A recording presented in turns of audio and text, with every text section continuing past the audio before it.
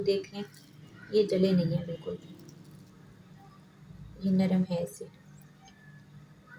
जैसे इसको आप लोग प्रेस करेंगे तो ये सारे दाने दाने हो जाएंगे। तो इसकी जो सही होने की अलामत है वो यही है कि ये दानेदार होगा ऐसे।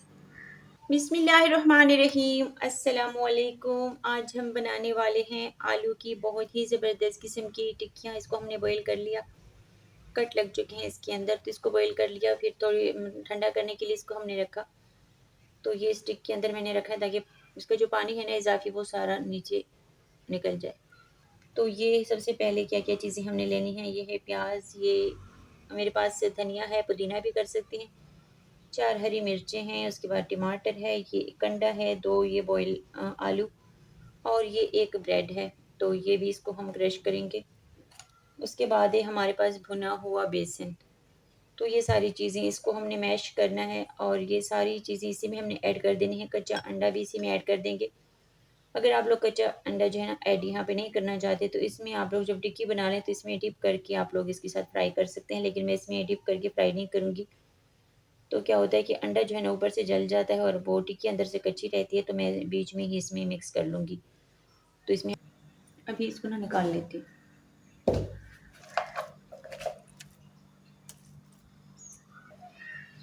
ये जो धनिया है ना इसको हमने एंड में रखा ताकि ये ना ज़्यादा छोटा छोटा ना हो जाए। ये ग्रीन ग्रीन बहुत ही प्यारा लगता है फिर।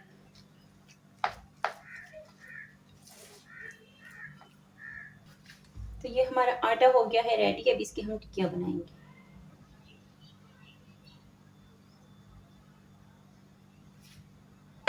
ये टिक्कियाँ हमने बना ली हैं। अभी बड़े साइज़ में बनाना चाहते हैं बड़े साइज़ में बनाएं, इतने बनाना चाहते हैं इतने बनाएं। ज़्यादा इसको मोटा नहीं करना, नहीं तो अंदर से ये टिक्कियाँ कच्ची रह जाएंगी। बस इसका पकाने का ये है कि आप लोगों ने तेज़ आंच में नहीं पकाना, तो इतनी मोटी टिक्कियाँ भी अच्छे से जो है ना अंदर तक पक जाती हैं फिर।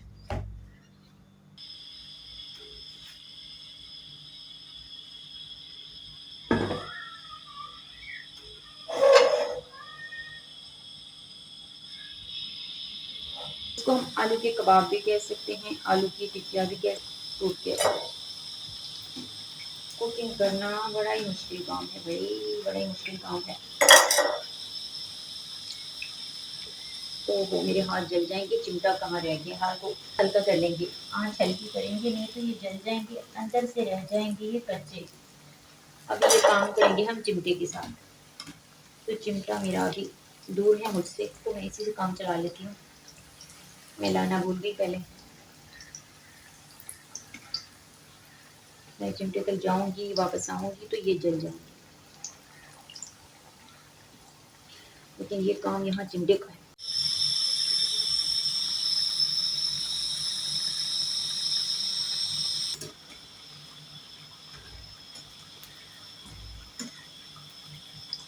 ये जले नहीं है बिल्कुल भी, ये नरम है ऐसे, रेशम की तरह नरम और मुलायम। चमक से आप लोगों को पता चल रहा होगा कितना ये नरम है।